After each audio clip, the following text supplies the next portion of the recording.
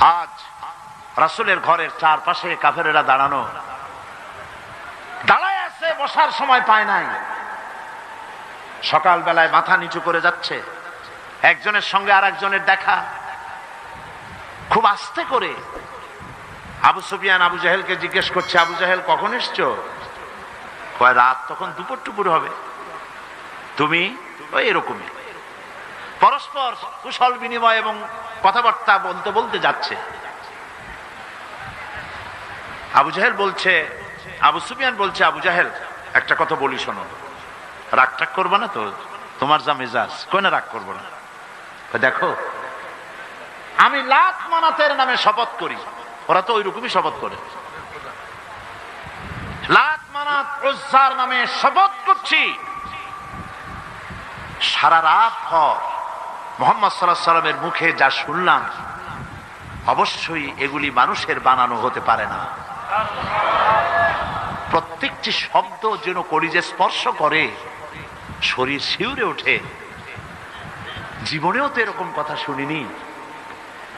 আবু জাহেল বলছে, দেখো এটা বড়ই কুলক্ষণ। এই সব কথা যদি আমরা নেতারা বলি, অবশ্য তোমার অনুভূতি আমার মধ্যেও আছে, কিন্তু এই সব কথা যদি আমরাই বলি, না জানি কোন ফাঁকে আবু বকর ওমরের মতো আমরাও পাগল হয়ে বসবো। নাউজুবিল্লাহ। কাজী আমি বুঝতে পেরেছি যে তোমাদেরকে কোরআন একটা আসর করে ফেলেছে। আসো তওবা করো, হাত দাও, হাত দাও, তওবা করো। সবাই তওবা করলো যে না, এইখানে আর এটা শুনতে আসবো না। গেল সবাই। আজ আবার রাত, দুপুর গড়িয়ে এলো। নিষিদ্ধ জিনিসের প্রতি আকর্ষণ হওয়া মানুষের প্রথম দিন থেকেই এসেছে। মানব স্রষ্টা সৃষ্টির সেই প্রথম দিন থেকেই নিষিদ্ধ জিনিসের প্রতি আকর্ষণ। গভীর রাত্রে আবু জাহাল ভাবছে, আমার হাতে যখন তওবা পড়েছে, ওরা কেউ ভয়তে আসবে না, আমি একা। আজকে মজা করে শুনবো মুহাম্মদ সাল্লাল্লাহু আলাইহি ওয়াসাল্লামের মুখে আল্লাহর কালাম। আবু সুফিয়ান, উতবা, সাইবা তারাও ভাবছে, উনি নিজে যখন তওবা পড়াইছে, উনি কে তওবা ভাঙবে? উনি আসবেন না। কাজী আমি তো একা একা গিয়ে আজকে শুনবো মুহাম্মদ সাল্লাল্লাহু আলাইহি ওয়াসাল্লামের মুখে আল্লাহর কালাম। সবাই এরকম করে করে একে অপরের অজান্তে আবার খাড়া হয়ে গেছে। প্রত্যেক রজনীর অভ্যাস মোতাবেক আল্লাহ নবী গভীর রাত্রে আবার তেলাওয়াত শুরু করেছেন। এই সব লোকগুলি ঘরের চতুর্দিকে দাঁড়িয়ে শুনতে শুনতে শরীর যেন অবশ হয়ে যায়। আজ রাত শেষ হওয়ার আগে এরা মনে করল আজ আর ভোর করা ঠিক না, কারণ আমরা সবাই তওবা পড়েছি। যদি কারো সামনে পড়ি, তওবা ভঙ্গের কারণে আসামি হয়ে যাব। কাজী দৌড় মারো। দৌড় মারছে। অন্ধকারের ভিতরে একজন গিয়ে আর একজনের ঠ্যাঙ্গে বাড়ি লাগছে। আবু জাহেল ভয় পাইছে। কে? কয় যে আমি আবু সুফিয়ান। তুমি কে? ডাকো, আমি আবু জাহেল। আরে পাগল, কালকে তওবা করলে আজকে আসলি কেন? বেটা বেশি মাতবাড়ি করিস না, তুই আসলি কেন সেটা কো আগে।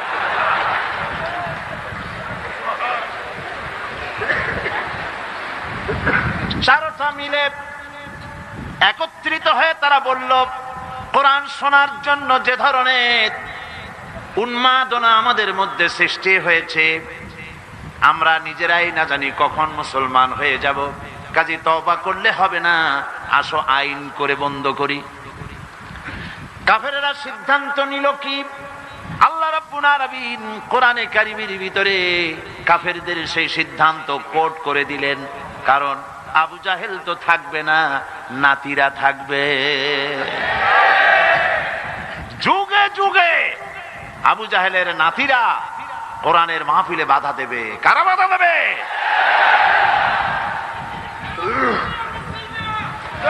আবু জাহেল দুনিয়া থেকে বিদায় হয়েছে, তার প্রেতাত্মা দুনিয়া থেকে বিদায় হবে না। এই জন্য সিদ্ধান্তটা আল্লাহ পাক কোরআন শরীফের ভিতরে কোট করে দিলেন কাফেরেরা কি বলল কোরআন শরীফ সম্পর্কে, ওয়াকালান্নাযীনা কাফারু লা তাসমাউ লিহাযাল কুরআনি ওয়ালগাউ ফীহি লাআল্লাকুম তাগলিবুন। খবরদার, কাফেররা সিদ্ধান্ত নিল কোরআন শোনো না,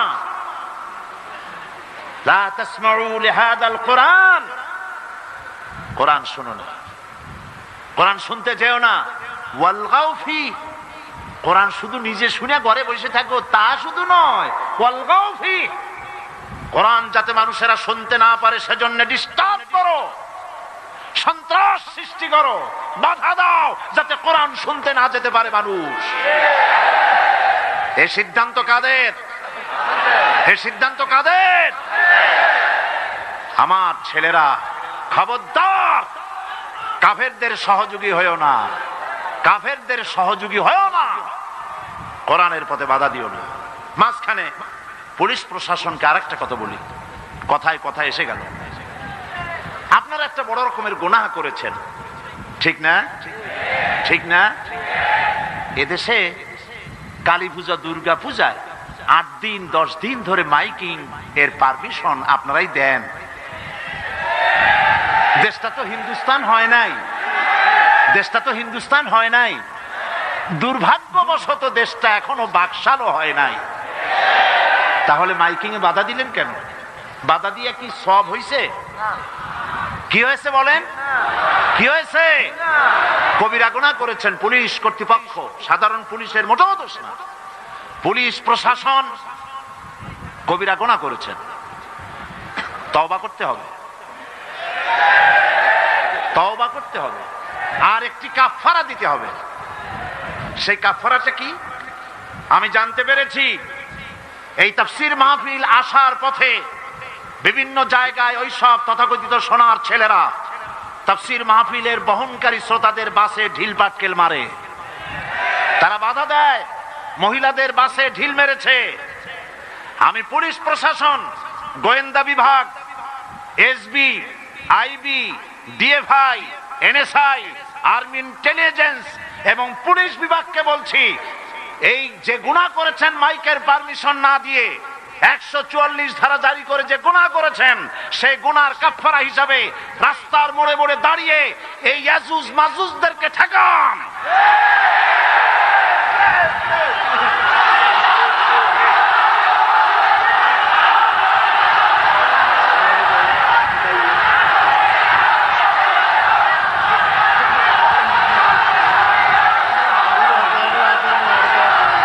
আল্লাহ পাক তৌফিক দিন, বলেন আমিন। আল্লাহ পাক তৌফিক দিন, জোরে বলেন আমিন। আসুন এবার বসেন। আপনারা এত জোরে তাকবীর দিলে তো মুশকিল হয়ে যাবে। দেবেন আপনারা তাকবীর, দেবেন না তো কি দেবেন? দিবেন, তবে একটু রয়েছে। কোরআন, সুবহানাল্লাহ সুবহানাল্লাহ, কোরআন নিয়ে যেন বাঁচতে পারি, কোরআন নিয়ে যেন মরতে পারি, কোরআন নিয়ে যেন কবরে যেতে পারি, কোরআনের নূর দিয়ে যেন আমাদের কবরগুলি আল্লাহ মুনাওয়ার করে দেন, কিয়ামতের দিন কোরআনের সুপারিশ জন্য আল্লাহ আমাদের নসিব করে দেন। আহা কি নিয়ামত, সুবহানাল্লাহ, বলি সুবহানাল্লাহ। এখন এই কোরআনে কারীমের তাফসীর ভূমিকা অনেক লম্বা করলে তাফসীর করা মুশকিল হয়ে যাবে, সেজন্য চলুন আমরা তাফসীরের দিকে এগোই। তাফসীর মানে ব্যাখ্যা, আলোচনা। এই আয়াতের বাকি সবটুকুই গুরুত্বপূর্ণ, বাকি কথাগুলি আমি আগামীকাল আপনাদের সামনে পেশ করব ইনশাআল্লাহ। আজকে দাঁড়ানো মানুষেরা সবাই বসে যান, যারা মাহফিলের মধ্যে দাঁড়ায়ছেন মুনাজাতের জন্য বসুন, মেহেরবানি করে মুনাজাতে শরীক হন। আর কিছু কথা আছে সেগুলি আপনারা শুনুন। মুনাজাত আজকের দিন, বলেন আলহামদুলিল্লাহ। আজকে মুনাজাতের আগে 7 জন অমুসলিম ইসলাম কবুল করার জন্য মঞ্চে এসেছে।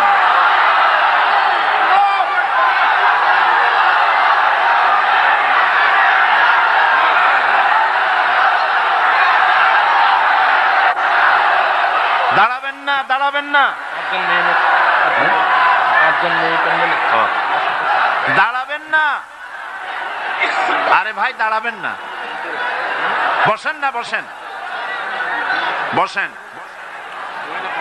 7 জন ইসলাম কবুল করবেন, এর মধ্যে 5 জন হচ্ছেন মহিলা, যারা মহিলা প্যান্ডেলে অবস্থান করছেন, আলহামদুলিল্লাহ বলেন। আর 2 জন পুরুষ যারা আমার পাশে আছেন, আমি তাদের পরিচয় করাচ্ছি। শ্রী দুলাল চন্দ্রনাথ, পিতা মনীন্দ্র চন্দ্রনাথ,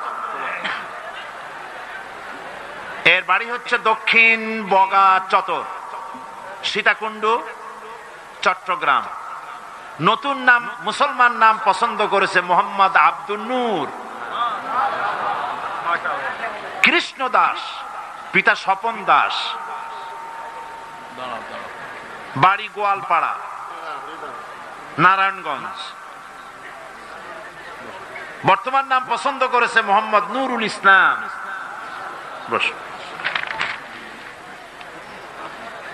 পূর্বের নাম পাখি, স্বামী মৃত উপেন্দ্র বাবু, হরিষাপুর টাউন, সন্দ্বীপ। নতুন নাম পছন্দ করেছে মোসাম্মদ পারুল বেগম। কল্যাণী বালা, স্বামী মৃত স্বপন সাহা, বাড়ি হরিশপুর টাউন, সন্দ্বীপ। মুসলমান নাম পছন্দ করেছে মোসাম্মদ হোসনে আরা বেগম। রানীবালা, পিতা মৃত স্বপন সাহা, হরিশপুর টাউন, সন্দ্বীপ। নতুন নাম পছন্দ করেছে মোসাম্মদ রুমা আক্তার। অঞ্জনা বালা, পিতা মৃত স্বপন সাহা, গ্রাম হরিশাপুর টাউন, সন্দ্বীপ। নতুন নাম পছন্দ করেছে মোসাম্মদ রেহানা আক্তার। সুমা বালা, পিতা মৃত স্বপন সাহা, হরিশপুর টাউন, সন্দ্বীপ, একই পরিবারের। নতুন নাম পছন্দ করেছে মোসাম্মদ রুকাইয়া বেগম। এই 7 জন এখন ইসলাম কবুল করছেন। যে 5 জন সম্মানিত মহিলা ইসলাম কবুল করার জন্য মহিলা প্যান্ডেলে অবস্থান করছেন, আপনারা আমার সাথে সাথে উচ্চারণ করুন। আর তোমরা 2 জন দাঁড়াও। ওমান শামশাহার থেকে ইঞ্জিনিয়ার হাসান আপনার কাছে সালাম বলছি। আচ্ছা, আমি ওমান থেকে আসছি। কি নাম তোমার এখন? আমার নাম দুলাল। এখন নাম আব্দুল নূর। নাম আব্দুল নূর। হচ্ছে নাম দুলাল, হিন্দু নাম দুলাল, বর্তমান নাম পছন্দ করেছে আব্দুল নূর। ওমানে চাকরি করে, ওখান থেকে এসেছে ইসলাম কবুল করার জন্য। আলহামদুলিল্লাহ বলেন। শামশাকার ইঞ্জিনিয়ার হাসান, সবাইকে সালাম দিছি আপনার। আচ্ছা, ইঞ্জিনিয়ার হাসান। তো তোমরা পড়ো লা ইলাহা ইল্লাল্লাহু মুহাম্মাদুর রাসূলুল্লাহ। আল্লাহ ছাড়া কোনো ইলাহা নাই, মাবুদ নাই, উপাস্য নাই, মুহাম্মদ সাল্লাল্লাহু আলাইহি ওয়াসাল্লাম আল্লাহর প্রেরিত রাসূল। আশহাদু আল্লা ইলাহা ইল্লাল্লাহু ওয়াহদাহু লা শারীকা লাহু ওয়া আশহাদু আন্না মুহাম্মাদান আবদুহু ওয়া রাসূলুহু। আমি সাক্ষ্য দিচ্ছি আল্লাহ ছাড়া কোনো ইলাহ নাই, মাবুদ নাই, উপাস্য নাই। তিনি এক, তিনি একক, তার কোনো অংশীদার নাই। আমি আরো সাক্ষ্য দিচ্ছি মুহাম্মদ সাল্লাল্লাহু আলাইহি ওয়াসাল্লাম আল্লাহর বান্দা এবং তার প্রেরিত রাসূল। সকলকে বলো আসসালামু আলাইকুম। সবাই সালামের জবাব দেন। আমাদের এই 2 ভাই আর ভেতরে আমাদের 5 বোন। এক মুহূর্তে আগে এরা ছিলেন মুশরিক, বংশীবাদীতে বিশ্বাসী। আর পর মুহূর্তে এখন তারা আমাদের তাওহীদবাদী ভাই এবং ওরা আমাদের বোন। আলহামদুলিল্লাহ, আমরা সবাই গুনাহগার, এখানে যারা বসে আছি সবাই গুনাহগার, ছোট ছোট মাসুম বেগুনা বাচ্চারা ছাড়া। বাকি এই যে দুজন আর স্টেডিয়ামের ভেতরে 5 জন বোন, রাসূলুল্লাহর হাদিস অনুযায়ী এই মুহূর্তে এদের পেছনের সমস্ত গুনাহকে আল্লাহ পাক মাফ করে দিয়েছেন। আমাদের মধ্যে এখন অবস্থানরত ওই 5 বোন আর এই 2 ভাই মাসুম, বেগুনা, কোনো গুনাহ নাই। এই বিশাল জনসমুদ্রের পক্ষ থেকে শাশ্বত ইসলামের সুশীতল ছায়ায় আশ্রয় গ্রহণ করার উপলক্ষে আপনাদের সকলের পক্ষ থেকে আমি আপনাদের ছোট্ট ভাই হিসেবে এই 2 ভাইকে বুকের সাথে আলিঙ্গন করে সম্মানিত করছি।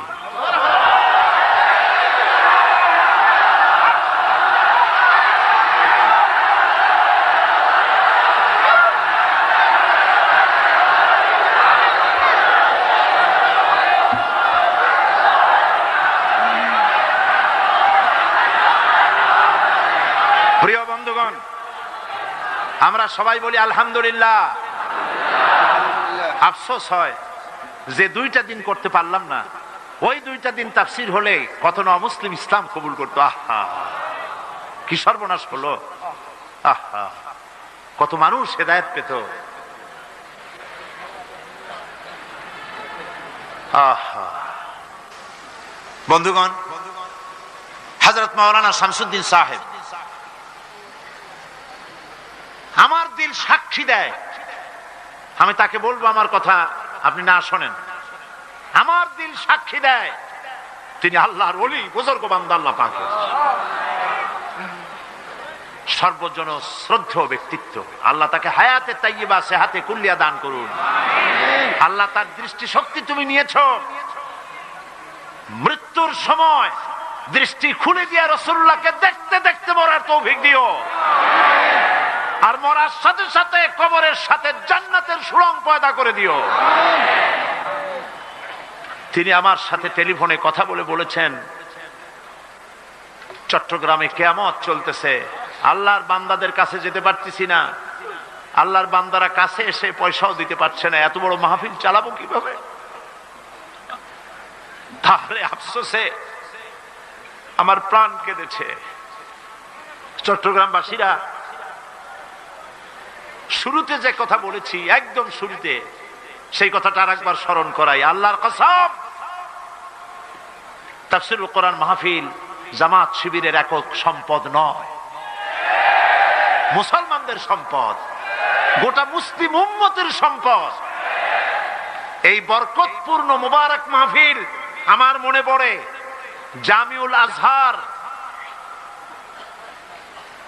কায়রো, মিশর, সেখানকার একজন ওস্তাদ, বিশ্ববিখ্যাত জামে আজহারের ওস্তাদ, প্যারেড ময়দানে বক্তৃতা করে বলেছিলেন, প্রায় 60 ঊর্ধ্ব বয়স তার, বিলো 70।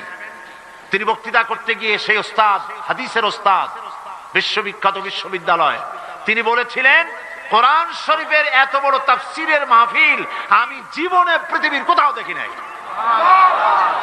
আপনারা বিশ্বাস করুন, সমগ্র বিশ্বে কোরআনের এত বড় তাফসীরের মাহফিল সারা দুনিয়ায় নাই।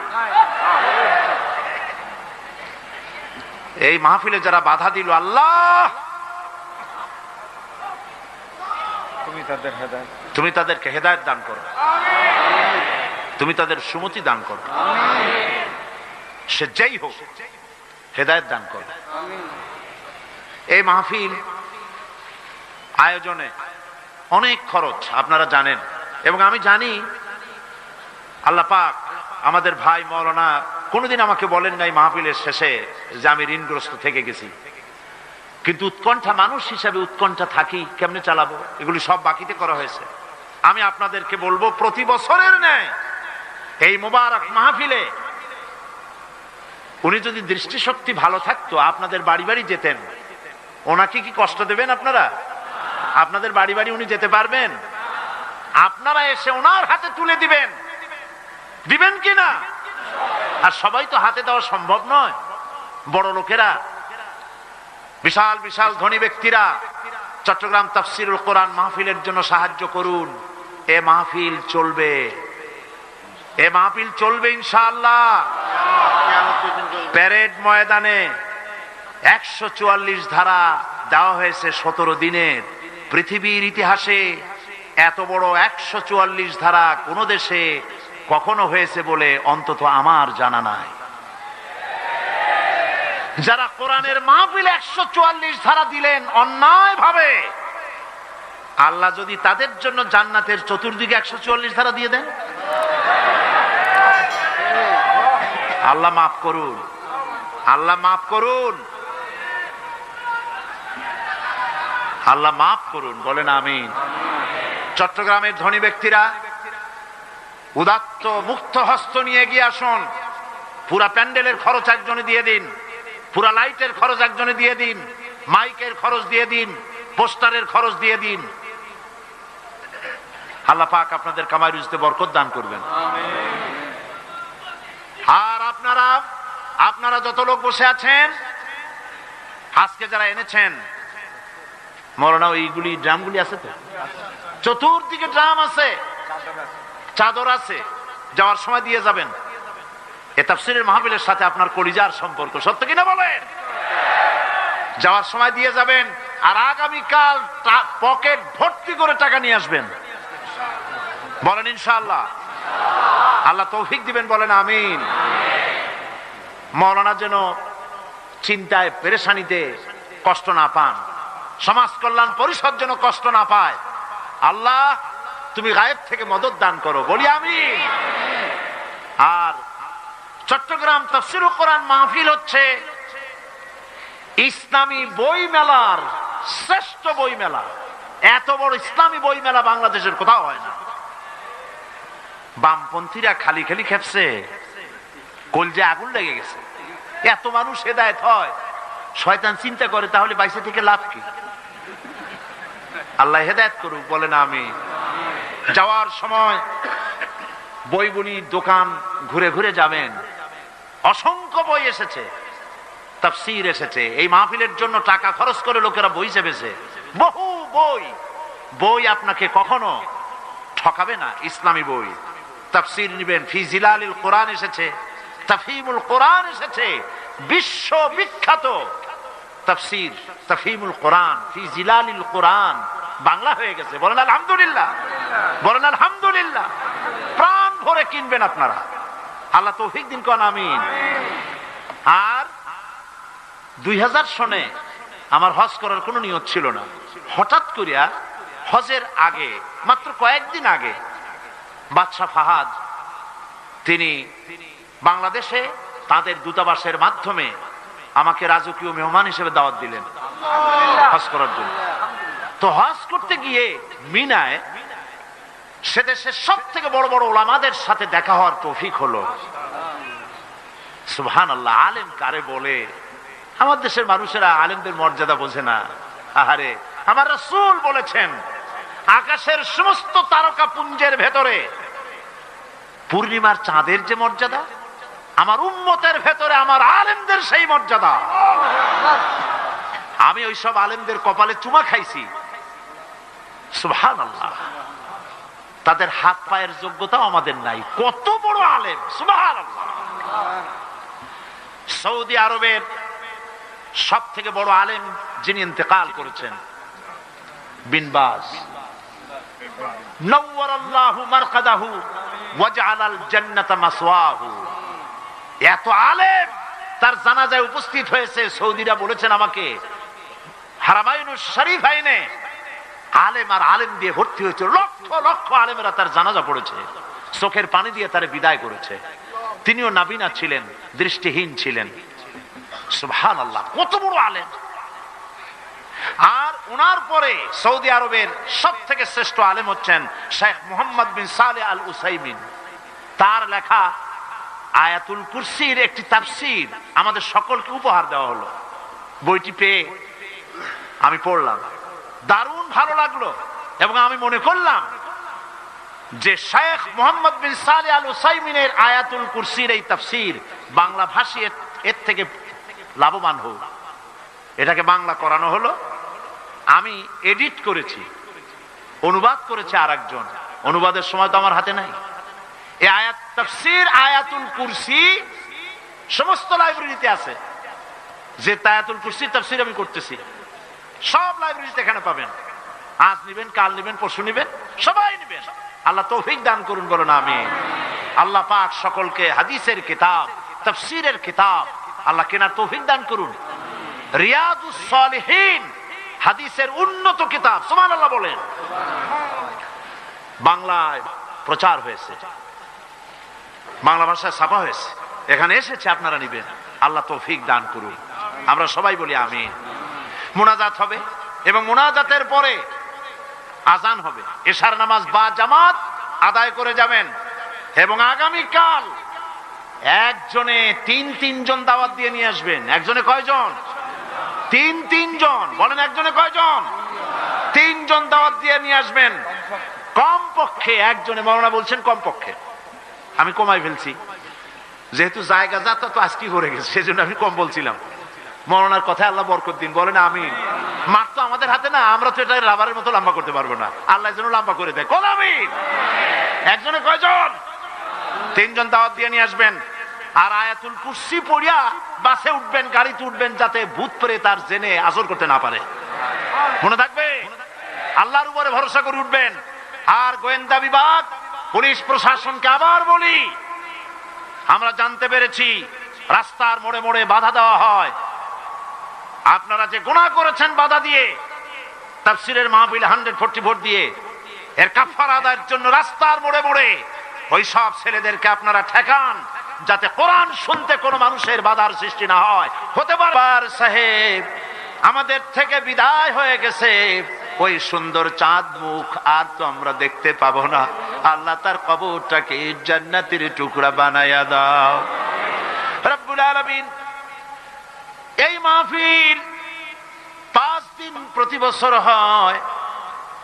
আল্লাহ তাআলা 2 দিন থেকে মাহরুম হয়ে গেলাম, যাদের কারণে আল্লাহ তাআলা তুমি তাদেরকে গজব দিও না, তুমি তাদেরকে শাস্তি দিও না মাবুদ। যারা এই কাজ করলো, বাধা দিল, আমরা সবাই মিলে তোমার কাছে মাপ চাই। তাদের সকলকে আল্লাহ তুমি দয়া করে কোরআনের সৈনিক বানায়া দাও রব্বুল আলামিন। গত জুমায় শাহী মসজিদে মুসলমানদের উপরে যারা হামলা করলো, কোন মুসলমান পুলিশ জুতা পায়ে দিয়া মসজিদে ঢুকতে পারে আমরা বিশ্বাস করি না। আল্লাহ তাআলা কারা ঢুকছে আমি জানি না, তারা কোন ধর্মের লোক। আল্লাহ এত বড় গুনার কাম যারা করলো, আল্লাহ তাদের হেদায়েত নসিব করে দাও রব্বুল আলামিন। মুসল্লিদের উপরে টিয়ার গ্যাস মারলো, গোলাগুলি করলো, বুলেট ছুড়লো। হায় আল্লাহ, তাদের মধ্যে বহু লোক আজ হসপিটালে আছে। আল্লাহ তুমি দয়া করে তাদেরকে শেফায়ে আজেলা দিয়ে দিও। একটা ছেলে তার চোখ বাঁচাবলে আল্লাহ বাঁচালে বাঁচবে না, জাকির নামক একটি ছেলে পুলিশের রাবার বুলেট লেগে চোখটা তার যাবো যাবো করতেছে। আল্লাহ তোমার কোরআনের কারণে সে ব্যক্তি নামাজ পড়তে এসেছে, তার চোখটা আল্লাহ ওরা গুলি করে দিল। আল্লাহ তুমি দয়া করে, আমরা ভিক্ষা চাই, চোখ ফিরাইয়া দাও আল্লাহ। কোরআনের মাহফিলে ওর চোখ আমরা ভিক্ষা চাইতেছি, চোখটা দিয়ে দিও বাবু রব্বুল আলামিন। কোরআনের সপক্ষে কথা বলতে গিয়ে 40 জন লোককে পুলিশ প্রশাসন জেলের মধ্যে ঢুকায় দিছে। আল্লাহ পুলিশের সুমতি দাও, তোমার ওই 40 জন বান্দা যেন কালকে জেল থেকে বেরিয়ে এসে তাফসীর মাহফিলে শরীক হয়ে যেতে পারে রব্বুল আলামিন। সরকারকে সুমতি দাও, কোরআন নিয়ে, হাদিস নিয়ে, ইসলাম নিয়ে, আলেম নিয়ে যেন ষড়যন্ত্র না করে। হায় আল্লাহ তাআলা তুমি দয়া করে সকলকে হেদায়েত নসিব করে দাও। এই মাহফিলে বহু টাকা প্রয়োজন মাবুদ, কোথা থেকে আসবে জানি না। আল্লাহ পাক তোমার বান্দাদের দিলকে নরম করে খরচ উঠাইয়া দিও। মা বোনেরা প্রতি বছর কষ্ট করে করে আসেন, আর মাহফিলের পাশে পর্দার আড়ালে বসে শোনেন। আজকে তারা দেওয়ালের মধ্যে একটা ভিন্ন জায়গায় বসেছেন, তাদের ভালো করে বসতে দেওয়া গেছে কিনা আমি জানি না। মাবুদ গো, দয়া করে মা বোনদেরকে, তারা যে আসেন আল্লাহ তাদের উপরে রহমত নাজিল করো। আল্লাহ তুমি তাদের এমন জীবন যাপনের তৌফিক দাও যাতে করে কিয়ামতে হযরত আয়েশা খাদিজার সঙ্গে হাসর নসিব হয়ে যায়। রব্বুল আলামিন আগামীকাল এবং পরশু যে মাহফিল হবে, এই মাহফিলগুলি তোমার কুদরতি নিজাম দিয়ে পরিচালিত করো। আর একটা দরখাস্ত করি, কোরআনের মাহফিলে বাধা দিয়ে সফল হতে না পেরে তারা পাগলের ন্যায় হয়ে আবল তাবল বকতেছে, পথে ঘাটে বাধা দিতেছে। আল্লাহ রাব্বুল আলামিন তোমার বান্দা বান্দিরা যারা মাহফিলে আসে তাদের জান মাল এর হেফাজতের দায়িত্ব আল্লাহ তুমি নিজ হাতে নিয়ে নিও। পথে ঘাটে আসা যাওয়ায় কোনো বান্দা বান্দি যেন আহত না হয়, নির্যাতিত না হয়। আল্লাহ যারা বাধা দিতে চেষ্টা করে ওদের কলজার মধ্যে জাহান্নামের ভয় ঢুকাইয়া দাও, ওদের কলজার ভিতরে মৃত্যুর ভয় ঢুকাইয়া দাও। আল্লাহ তুমি দয়া করে ওদেরকে হেদায়েত নসিব করে দাও। রব্বুল আলামিন তুমি দয়া করে এই মাহফিল কিয়ামত পর্যন্ত কবুল করে নাও। আরেকটা দোয়া করি, রব্বুল আলামিন আমি তোমার গোলাম, তোমার গোলামের মধ্যে, গোলামদের মধ্যে ছোট্ট গোলাম। আল্লাহ পাক আজ হোক কাল হোক আমাকে তুমি তোমার দরবারে নিয়ে নিবে, আমাকে বিদায় তো হতেই হবে। আল্লাহ পাক এই মাহফিল যেন শেষ না হয়, এই মাহফিল রব্বুল আলামিন কিয়ামত পর্যন্ত যেন চলে। এই মাহফিল এই এলাকাবাসীর জন্য রহমত বরকতের জরিয়া বানায় দিও। চট্টগ্রামের সমস্ত ব্যবসায়ীদের হালাল ব্যবসায় এই মাহফিল দিয়া বরকতের জরিয়া বানাইয়া দিও। আল্লাহ চট্টগ্রামবাসীরা সারা বছর তাকায় থাকে এই মাহফিলের জন্য। আল্লাহ ইয়া আলী লাউ আন্না রাসূলুল্লাহ সাল্লাল্লাহু আলাইহি ওয়াসাল্লাম যাদাক লাজিদনা। ও আলী, রাসূলুল্লাহ স্বপ্নের ভিতরে তোমাকে যদি একটার বেশি খোরমা দিতে আমিও তোমার একাধিক খোরমা দিয়া দিতাম। হযরত আলী অবাক হয়ে গেলেন, কি সাংঘাতিক কথা। তিনি বলছেন, ইয়া আলী ইয়া ওমর আহিয়া রুইয়া রাআইতাহা আম গায়বুন ইত্তালাতা আলাই। হে ওমর, এটা কি স্বপ্ন? আমি যেরকম দেখেছি ওরকম তুমিও কি রাত্রে স্বপ্নে দেখছো এই ঘটনা, না গায়ব থেকে তোমাকে জানানো হয়েছে? হযরত ওমর বলছেন, ইয়া আলী ওয়াল্লাহি মা হিয়া রুইয়া ওয়ালা গায়ব ওয়ালাকিন্নাল মুমিনা ইযা আখলাসা কলবাহু ইয়ারা বিনুরিল্লাহ। সুবহানাল্লাহ। ওয়া আলী শোনো, আল্লাহর কসম, এটা স্বপ্ন নয়, এটা গায়বের কোনো গায়ব থেকেও আমি কিছু পাই নাই। এটা হচ্ছে সেই ব্যাপার যখন আল্লাহর মোমেন বান্দা আল্লাহর জন্য হয়ে যায় তখন আল্লাহ পাক তাকে দেখার মতো তৌফিক দান করে দেন। হযরত ওমর কোথায় ছিলেন আর কোত্থেকে আল্লাহ পাক তাকে তুলে নিলেন। সুবহানাল্লাহ। আল্লাহ রাব্বুল আলামিন এই কোরআন দিয়ে কোন জিরো যদি কোরআনের কাছে আসে আল্লাহ পাক তারে হিরো বানায় দেন। আর যদি কোন হিরো কোরআনের সঙ্গে বেয়াদবি করে রব্বুল আলামিন তারে জিরো বানায় দেন। এই কোরআনের সাথে খবরদার কেউ বেয়াদবি করার দুঃসাহস করবেন না। কোরআন, সুবহানাল্লাহ সুবহানাল্লাহ, চুমো খাওয়ার ব্যাপার, মাথায় রাখার ব্যাপার, বুকে লাগাবার ব্যাপার, আমার আল্লাহর বাণী, আমার আল্লাহর বাণী। সুবহানাল্লাহ বলেন, আমার আল্লাহর বাণী, আমার আল্লাহর কিতাব। একটি বর্ণ এর মধ্যে অন্য কারো নাই, আছে নাকি? রাসূলুল্লাহ নিজে কিছু মিশাইছেন না। আল্লাহ রাব্বুল আলামিন বলেন, আমার নবী যদি ওয়ালাউ তাকাওয়ালা আলাইনা বা'দাল লাকাওয়িল, আমার নবী যদি নিজের থেকে কোনো কথা বানাইয়া কোরআনের ভিতরে ঢুকায় দিতেন, আমি আল্লাহ রাব্বুল আলামিন তার ডান হাতটারে চেপে ধরতাম আর তার কণ্ঠ নালিকা আমি আল্লাহ পাক কেটে ফেলে দিতাম। মানুষের কোনো কথার মধ্যে নাই, অবিকল রাসূলের কাছে যেমন আসছে আমাদের কাছে অবিকল সেরকম আছে। সুবহানাল্লাহ। কতদিন থাকবে? ইলা ইয়াউমিল কিয়ামা। কতদিন থাকবে? কিয়ামত পর্যন্ত। আমাদের মধ্যে কিছু ভাইরা আছেন যারা বোঝেন না বলে বলেন যে কোরআন এটা আলেম ওলামাদের ব্যাপার, এটা আমরা সাধারণ পাবলিক এগুলা বুঝবো না। সুতরাং আসো মুরব্বীরা কি কয়, অন্যরা কি বলে, এগুলি হাদিস আলোচনা করি, অমুক সেইটা বলি। কোরআন সাধারণ মানুষের বোঝার ব্যাপার না। এরকম বলা হয় কিনা বলুন? বলা হয় কিনা? কোরআনের বিরুদ্ধে পরিচালিত এগুলি একটি ষড়যন্ত্র, কনস্পিরেসি। ওরা নিজেদের অজান্তে এই কথাগুলি বলেন। যারা বলেন কোরআন আমাদের বোঝার ব্যাপার নয়, আলেম ওলামাদের ব্যাপার, এটা ষড়যন্ত্রের একটি অংশ। তার মানে হলো আল্লাহ পাক এমন একটা কিতাব নাজিল করছেন যা আলেমরা ছাড়া আর কেউ বুঝবে না। একটা কথা হইলো, তাহলে এটা নাজিল করার দরকারটা কি? হ্যাঁ, ব্রাহ্মণদের মতো। হযরত মাওলানা ঠিকই বলেছেন, ব্রাহ্মণরা যেমন বলে যে বেদ আমাদের, সাধারণ হিন্দুরা বুঝবে না। আর সাধারণ হিন্দুরা বেদ যদি ধরে, লোয়ার কাস্ট বর্ণশ্রেণীর হিন্দুরা যদি কোরআনে স্পর্শ করে 14 গোষ্ঠী নরকে যাবে। কোরআন কি ওই রকম? এখন কোরআন বোঝা সহজ না কঠিন? না না, আপনার কাছে জিজ্ঞাই নেই। কোরআন শোনা বোঝা সহজ না কঠিন? আসেন না আল্লাহরে জিজ্ঞেস করি, আল্লাহ তোমার কোরআন বোঝা সহজ না কঠিন? দেখেন আল্লাহ কি জবাব দেন। আল্লাহ রাব্বুল আলামিন সওয়ালে মুকদ্দারের জবাব দিয়েছেন। প্রশ্ন করার আগেই জবাব সেরে দিয়েছেন। শোনো দুনিয়ার মানুষ, ওয়ালাকাদ ইয়াসসারনাল কুরআনা লিযিকর ফাহাল মিন মুদ্দাকির।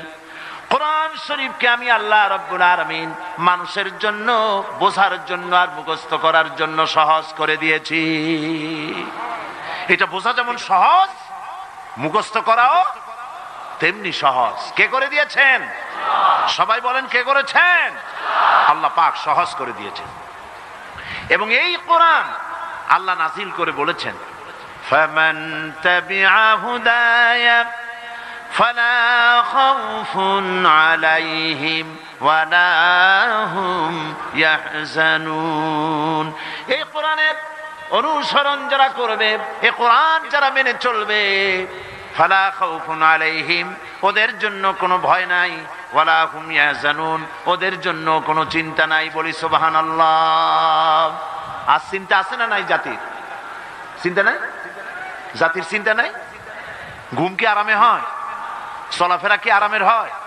শিক্ষাঙ্গনে, বিশ্ববিদ্যালয়, অফিস আদালতে, দোকানে পাঠে, দিনে রাত্রে নিশ্চিন্তে চলাফেরা করা যাচ্ছে? চিন্তা আছে কিনা? দুঃখ আছে কিনা? কেন আছে? এই জন্য আছে যে কোরআনের আইন চালু নাই। কোরআনের আইন যদি চালু হতো তাহলে এই দুর্দশা হতো না। কোরআন শুধু তেলাওয়াতের জন্য আসে নাই, শুধু মাথায় লাগাবার জন্য, বুকে লাগাবার জন্য আসেনি। কোরআন এসেছে কায়েম হওয়ার জন্য, প্রতিষ্ঠিত হওয়ার জন্য, সংবিধান হিসাবে এটাকে গ্রহণ করার জন্য কোরআন এসেছে। আল্লাহর নবী বলেছেন, এই কোরআন যখন আমি জেনেদের সামনে তেলাওয়াত করেছি, জেনেরা তখন এই কথা না বলে পারে নাই, ইন্না সামি'না কুরআনান আজাবা, আমরা এক আশ্চর্য ধরনের কোরআন শুনেছি। ইয়াহদি ইলা রুশদ, যে কোরআন এর শ্রোতা যে শোনে বা তেলাওয়াত করে, কোরআন তাকে হেদায়েতের রাস্তা দেখায়, সোজা রাস্তা বলে দেয়। সুবহানাল্লাহ। ফাআমান্না বিহি, কোরআন শুনলাম আর ঈমান আনলাম। আমার নবীজি বলেন, আমি যখন জেনেদের সামনে কোরআন তেলাওয়াত করেছি, জেনেরা তখন এই কথা না বলে পানের ধারণা হলো আরো একটু শুনি তারপরে বাড়ি যাব, আরো একটু শুনি তারপরে বাড়ি যাব। এমনি করে করে 4টি কাফিরের জন্য ফজরে রক্ত হয়ে গেল। দাঁড়ানো থেকে বসার সময় কেউ পায় নাই। এ কথা ধ্রুব সত্য। কোরআনের আকর্ষণ ভিন্ন। সুবহানাল্লাহ বলেন। আমি বারবার বলেছি, আজ বলি, এই লাখো জনতার এই উপচে পড়া উত্তাল ঢেউ পয়সা খরচ করে আনা হয়েছে? বলেন, আপনাদের বাস ভাড়া, রিক্সা ভাড়া দেওয়া হয়েছে? বরং জীবনের ঝুঁকি নিয়ে আসছেন, ঠিক কিনা? জীবনের ঝুঁকি নিয়ে এসছেন, পয়সা খরচ করে জীবনের ঝুঁকি নিয়ে কোরআন শুনতে এসেছেন।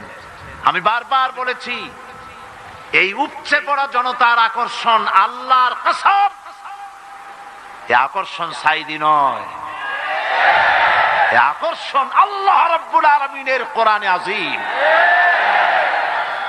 লা শাক্কা ফীহি ওয়ালা রাইবা, এতে সন্দেহের কোনো অবকাশ নাই। আমি একথাও বিশ্বাস করি,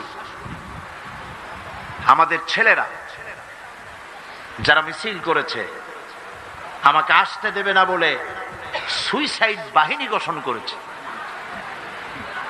আহারে, সুইসাইড অর্থ কি? আত্মহত্যা। আর আত্মহত্যা করা কবিরা গুনাহ। যারা আত্মহত্যা করে তাদের জায়গা জাহান্নাম। আত্মহত্যা যারা করে তাদের জায়গা কোথায়? তোমরা তো জাহান্নামে যাচ্ছিলে। কোরআনের জন্য, কোরআনের তাফসীর মাহফিলের জন্য শাহাদাত স্কোয়াড গঠন হয়েছে শুনে ওরা সুইসাইড বাহিনী গঠন করেছে। শয়তানে শিখাই দিছে যে ওরা তো বেশ তো গেল, তোরা তোদের সিট বুক কর জাহান্নামে। নাউযুবিল্লাহ।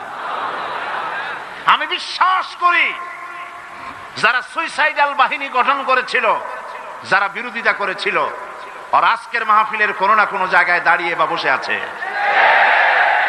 আকর্ষণ কোরআনের। আকর্ষণ কিসের? আল্লাহর কসম, কোরআনের। ওদের শরীরেও মুসলমানের রক্ত আছে, মুসলমানের রক্ত আছে, অবশ্য মিসগাইডেড। আল্লাহ ওদের হেদায়েত করুন, বলেন আমিন। ওই সেই 1979 সনে যেখানে যাই খালি হরতাল।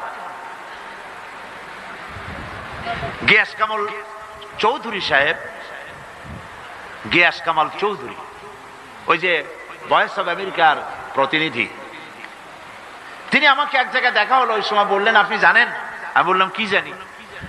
কই যে আমরা হিসাব রাখছি, আপনার বাংলাদেশে কোন এক ব্যক্তির বিরুদ্ধে এত হরতাল হয় নাই। 56টা হরতাল হয়েছে আপনার বিরুদ্ধে, একার। মানে আমি যাওয়ার আগে হরতাল শরীফ গিয়ে উপস্থিত, তাফসীর মাহফিল বাধা দেওয়া।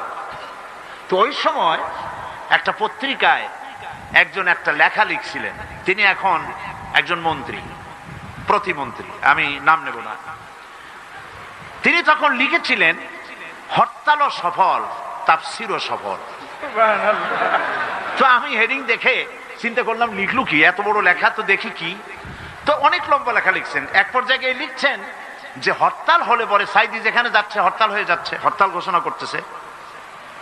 তো হরতাল হলে পরে দোকান বন্ধ, স্কুল বন্ধ, কলকারখানা বন্ধ, বাজার ঘাট বন্ধ। বিকেল বেলায় কারো কোনো কাজ নাই, সব গিয়া তাফসীর মাহফিলে হাজির। তো ঠেকাবা কেমন? এটা হচ্ছে কোরআনের আকর্ষণ। সুবহানাল্লাহ। 89 সাল, হ্যাঁ 89,